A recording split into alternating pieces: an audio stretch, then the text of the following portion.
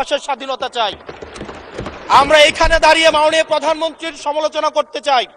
আমরা নির্ভয়ে ফেসবুকে আমরা ব্যাকস্পেস ব্যবহার করতে চাই না, কিন্তু আবার একটা ভয়ের পরিবেশ সৃষ্টি করা হচ্ছে, আবার একটা আতঙ্কের পরিবেশ সৃষ্টি করা হচ্ছে।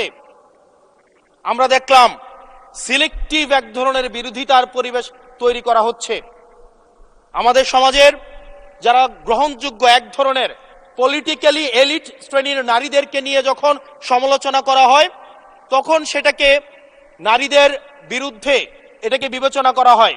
কিন্তু যারা পলিটিক্যালি পিছিয়ে পড়া জনগোষ্ঠী রয়েছে, গার্মেন্টস কর্মী রয়েছে, যারা হচ্ছে এই দেশের অর্থনীতির চাকাকে সচল করার জন্য রাত দিন পরিশ্রম করে যাচ্ছে, গ্রামগঞ্জের নারীরা মায়েরা যারা রাত দিন পরিশ্রম করে যাচ্ছে, তাদেরকে যখন স্লাট শেম করা হয়, গালি দেওয়া হয়, সেটাকে আমরা নারী বিরোধিতা হিসাবে আমরা সেটাকে আমলে নেই না।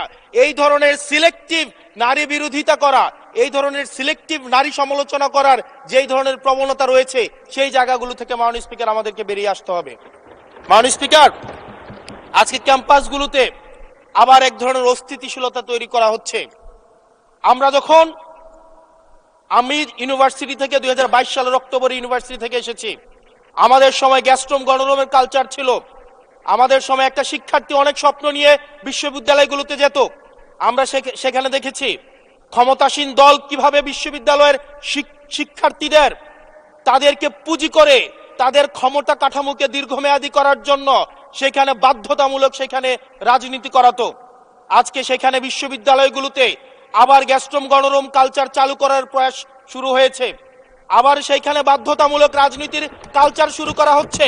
আমরা দেখেছি ক্ষমতাসীন যারা রয়েছে